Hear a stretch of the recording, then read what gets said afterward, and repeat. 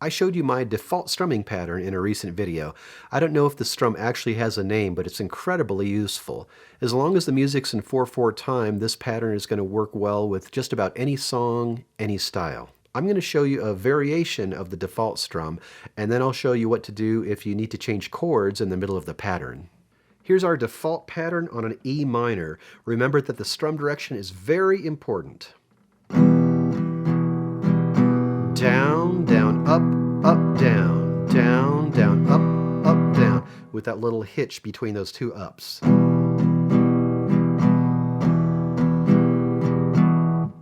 Here's the default strum again, but this time I'm going to put a bass note at the beginning.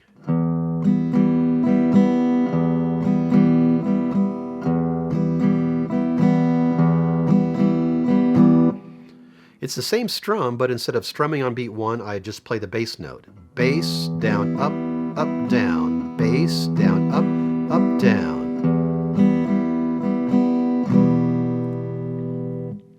Remember that the bass note is the lowest sounding note of a chord, so if you are playing a 6-string chord like that E minor, then the 6th string will be your bass. Same with the G chord. For a 5-string chord like a C, your 5th string is going to be your bass.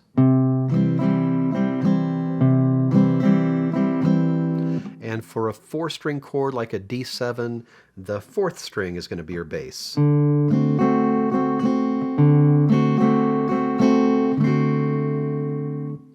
Here's what this default with a bass sounds like in a progression.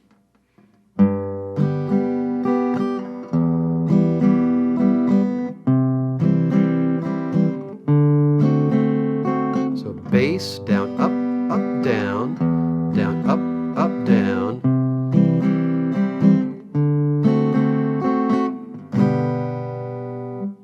I have a couple free downloads for you. If you check the description below, you'll find a link to my free downloads page. Of course, you can download anything on that page you want, but you may especially be interested in my open chord diagrams PDF and the rhythm reference PDF.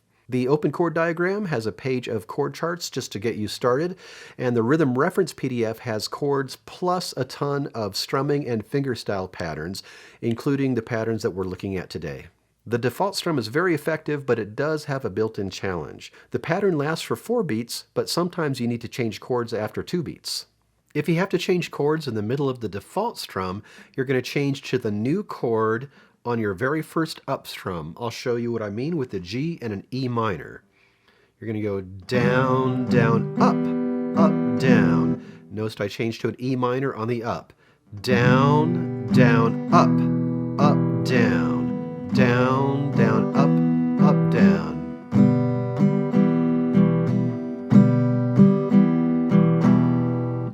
To do this, you need to be comfortable with that default pattern itself, and you have to be able to change chords quickly. If you need some help speeding up your chord changes, I've got a couple videos you might want to check out. I'm going to play the chord progression from earlier, but this time each chord is only going to last for 2 beats. This means I'm going to have to switch to the E minor on the up strum, and I'll have to switch to D7 on the up strum.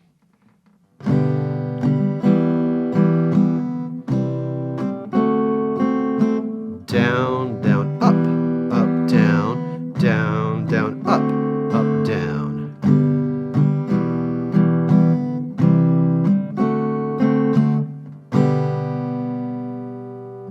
A good way to practice switching chords in the middle of this default strum is simply to take 2 chords and practice going back and forth and back and forth. It's going to feel awkward at first, but you'll get it with practice. There are lots of other patterns to learn.